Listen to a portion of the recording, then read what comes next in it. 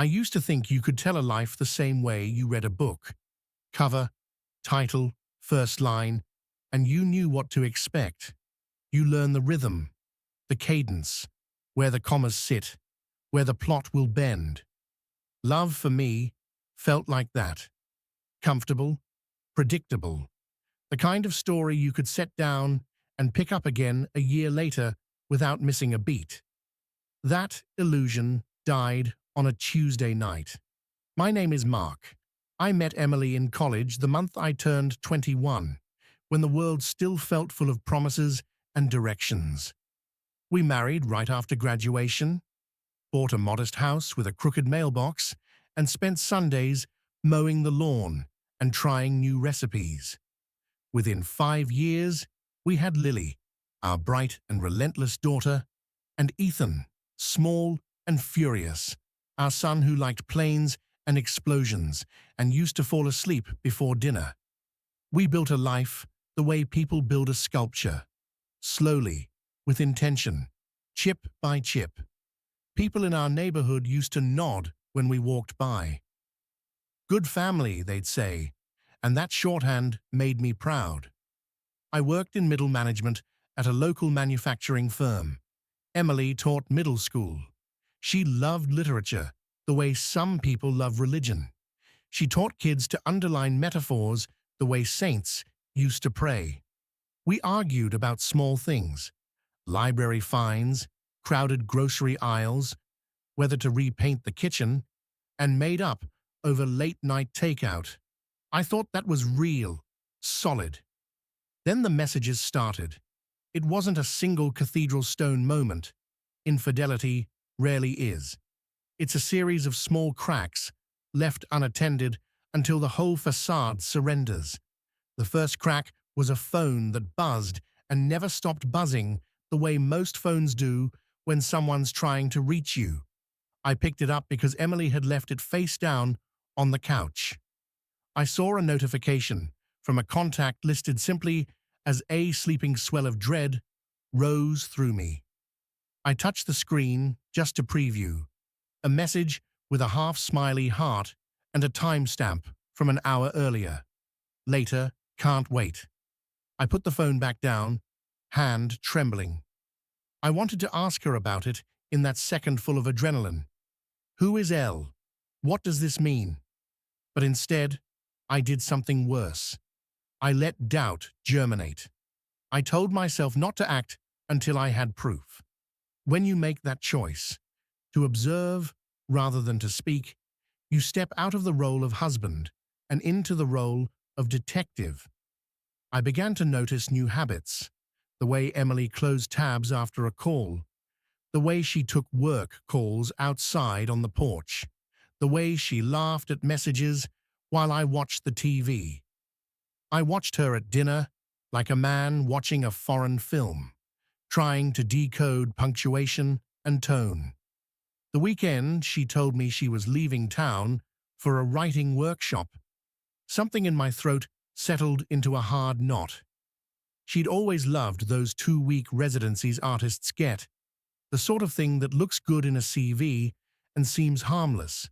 A little time away to write, network, nurture craft. She had mentioned Illinois once, months earlier, and then not again. This time she pulled out an envelope with the program schedule tucked inside and said she was excited. "It'll be good for me," she said, tapping the brochure between thumb and forefinger. "I'll be back in 6 weeks." 6 weeks can be a lifetime, I realized. You can pack an entire life into 6 weeks of unobserved time. I tracked a pattern. The contact L was Luke, a colleague in Emily's school district who had come on at the start of the year. He was younger, easy in his compliments, skillful in the kind of attentions that make a person feel seen. I checked public photos, old faculty party albums. He appeared often, arm around her shoulder, a conspiratorial smile shared between them. I did what anyone would do when the imagined safety of their life shudders. I catalogued evidence. I called old friends, asked casually about Luke. I set a small GPS tracker On her car. An ugly breach of trust, yes, but the mind rationalizes when it is trying to defend what it loves. Money exchanged hands, and a photo arrived in my inbox. Emily and Luke outside a boutique hotel. Faces close, laughter open. A week later, a private investigator sent more. Hand-holding at a coffee shop. Sunglasses glaring kisses behind a Bloomingdale's doorway. Texts, timestamps, receipts. Proof assembled like a mosaic. I suppose I could have confronted her then, with the pictures fanned out like cards, demanding answers. But revenge, I learned, is an artistic discipline. You can smash the painting with a sledgehammer, or you can peel it off the wall and replace the frame to make the reveal that much more ruinous. I opted for theater. For 3 months, I became the perfect, distant husband. My performance was meticulous. More gym, more attention to my own clothing, more tolerance for the small grievances she used to project on me. I returned home with takeout she liked. I kissed her hello in the kitchen. I tucked the kids in and told them bedtime stories. Nobody suspected a thing. Emily allowed the distance. She took comfort in it. There is a cruel logic to infidelity. It wants to continue without interruption. She played her part just as well. The night I chose to pull the curtain was Lily's 8th birthday. The house was full. Family, close friends, neighbors, balloons, a sheet cake with too much icing, paper crowns that folded unevenly. I can still picture the lights slanting through the windows, the way Lily's hair caught, the way Ethan attempted to hide his excitement about a new drone behind a face of blasé 12-year-old boredom. I asked for a toast. Tonight, I said, voice even, we celebrate my little girl's 8th trip around the sun. I want to thank everyone for being here. The room brightened with the expected applause. Then I said the words that made the air drop into a vacuum. And I want to thank Emily for teaching my children to love language, to love stories, I continued, and for teaching me not to take the obvious things for granted. Emily has surprised me many times.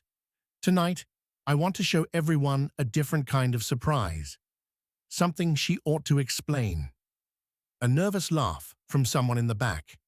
Emily's smile dimmed into a puzzled crease. I connected my phone to the television, and the images filled the screen large enough that you could not look away. Photos of Emily and Luke at a hotel, a GIF capture of them, an embrace, a text that read, "You make me feel alive." The slideshow moved through receipts, screenshots of flirty messages, a calendar invitation titled "Late Night, Luke and Em." Someone swore. A plate shattered. The kids' voices dwindled. Lily sat frozen, her paper crown tilting. I told her she had 24 hours to leave our house. I watched as everyone's private expressions untangled. Shock, disbelief, a slow shuttering of the trust people had extended to her for years. Emily wept, pleaded, called me every name at once, liar, cold, cruel. Then simply, Mark, please. But I had communities to answer to now, children who deserved honesty, a life that now needed repair. When she left that night, the back door clicked like a verdict. In the morning, she begged. It didn't mean anything, she cried. It was a mistake. I remember feeling a strange pity then, like watching someone apologize while cutting their own emergency brake. A mistake is not months of deception. A mistake is a milky pothole you drive through. It is not designing an escape plan. I had a choice then. Reconcile, forgive, bury the shame, and name it regret, or draw a line. I drew a line. We separated. The divorce papers were filed. Custody arrangements began, a slow, legalese-laced dance. Emily called me, wrote tearful emails, and at times attempted to explain that she had been lonely, that Luke had seen parts of her she thought were gone. Loneliness, I learned, is a flimsy house we build when we stop renovating together. Some people in our lives took sides. Others just slipped away, uncomfortable choosing. Emily's mother called me privately, voice hoarse. "She's not the girl we raised." I said nothing. Life afterward was not cinematic. It was practical and small. School drop-offs, committees, phone calls to therapists I barely understood how to pronounce. Lily's questions came in nights. "Why doesn't Mommy live here?" I would tell her the truth in pieces. Mommy made a choice. "We are sad, Ethan." Older in his scowl and quieter, he avoided eye contact, storing resentment like a child stores marbles. But being the betrayed doesn't exempt you from the tedium of healing. You show up, you pay the bills, you learn how to make coffee the way the other person used to. You sleep less, and in the spare hours, you think of the way a hand once fit into yours, and how that palm one night belonged elsewhere. Weeks blurred. Luke left Emily, as infatuation sometimes does when it is not built to survive a storm. He said he wasn't ready for real life, Emily told me one night on the phone, my voice a controlled monotone as if I were reporting weather. He was selfish. I let her speak. The words landed and immediately scattered like confetti. One afternoon, months later, I saw Emily on the sidewalk, shoulders paper-thin from stress, eyes raw. She wanted to talk. She wanted to start again. "We can fix this," she said. The plea was familiar, like a hymn I once knew. "I miss us. I miss the kids. I miss you." Her voice cracked. I wanted to tell her I understood forgiveness. I wanted, too, to tell her that some betrayals cannot be rerouted into trust without killing the plant. I closed the door. That choice, simple, brutal, was an admission that loyalty once severed is a scar visible in daylight. Families mend in different patterns. For us, the files on my lawyer's desk and the custody arrangements gave structure to what affection could not. Time shifted softly. Lily adjusted to 2 bedrooms in 2 houses, sleepovers and separate holidays. Ethan, angry, sat in the corners like a storm waiting to strike. My world receded to a smaller orbit. I worked hard, not to distract myself from what was lost, but to build something that could withstand the shock of what had been revealed. The public story, the gossip, left marks too. My father-in-law refused to speak to Emily at a PTA meeting. Some mums no longer invited her to book club. Our circle contracted into an inner ring where trust mattered and an outer ring where appearances were easy to uphold. I learned to separate privacy from shame. People will gossip. What matters is that your children have a compass. And then, in a strange contortion of fate, the husband I thought I had lost, the one who walked into my life and into jail, re-entered it under circumstances I hadn't imagined. It was one of those afternoons when summer hangs on and the heat seeps into the blinds. My phone buzzed with a message. "Mark, call me."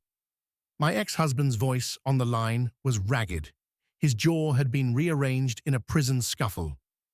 The man he'd become since the incident, wary, hollowed, edged, had survived something I would never have imagined.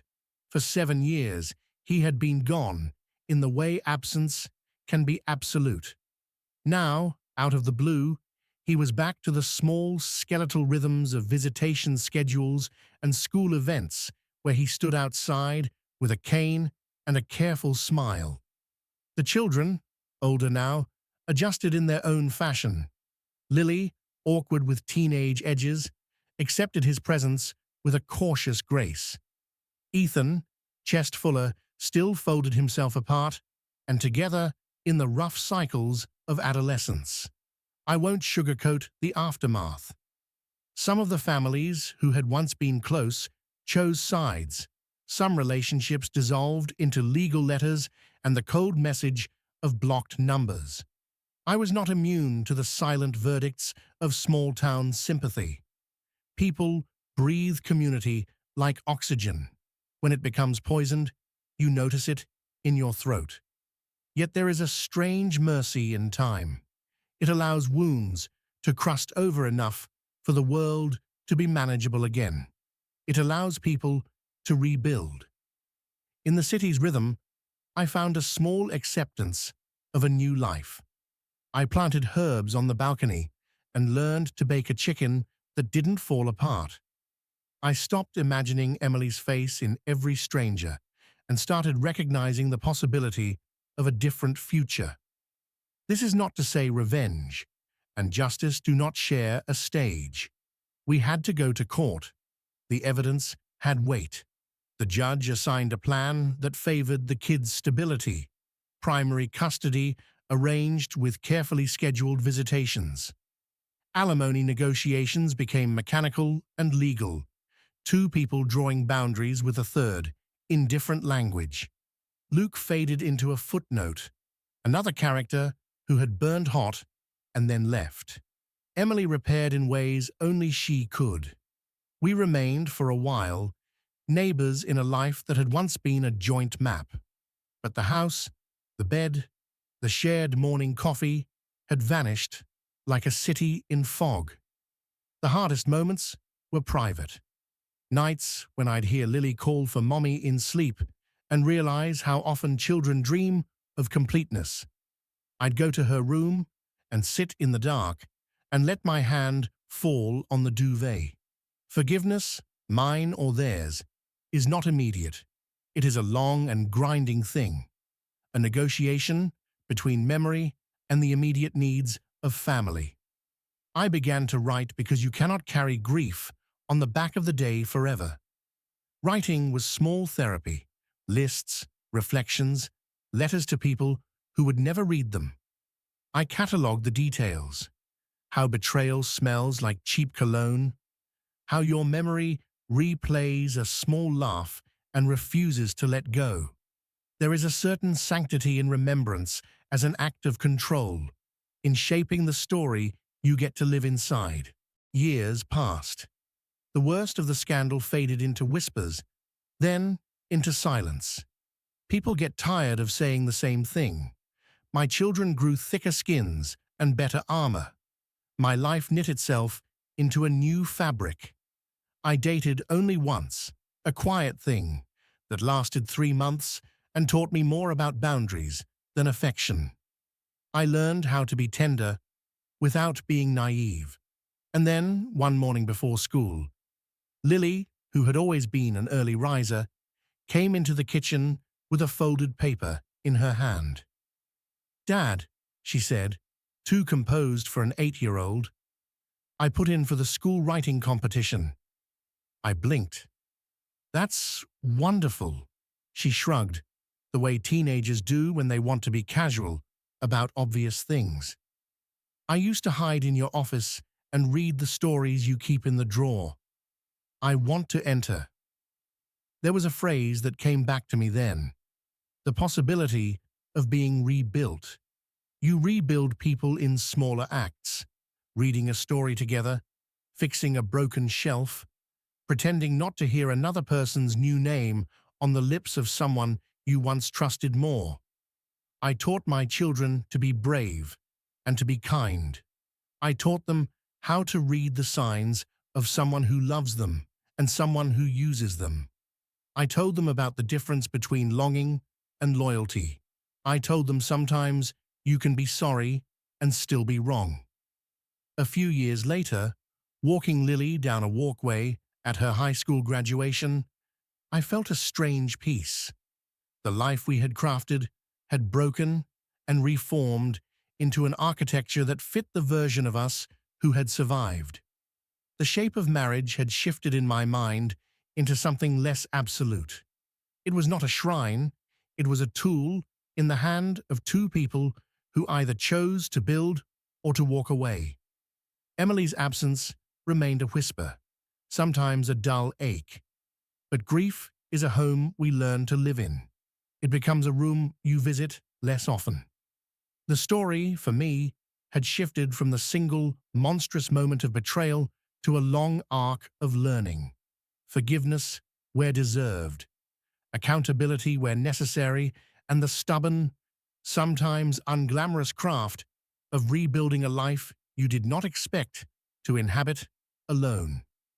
In the evenings, when the light in my kitchen is right and the city hums below, I open the pages of an old book and remember the early days, the first coffee, the late-night laughs, the promise of forever. I keep those memories. They are true. They are also not the whole story. You can forgive a person for small things. You can forgive them for being human in ways that do not break you. You can choose, bravely, whether to live in the shadow of an error or to take the light from it and turn it into something useful. A lesson, a caution, a lamp you light for your children. Love, I learned, is not a destination. It is a decision. Sometimes that decision is to stay and rebuild. Sometimes the decision is to walk away, and in walking away, to protect what remains, the children, the self, the capacity to trust again when the time is right. This is my story of a life that cracked and slowly healed. Not cleanly, not without scars, but carefully. There are nights when the silence in the house is a friend, and there are nights when it is a reminder of what was lost. Both are part of the same honest life I am slowly, stubbornly learning to live.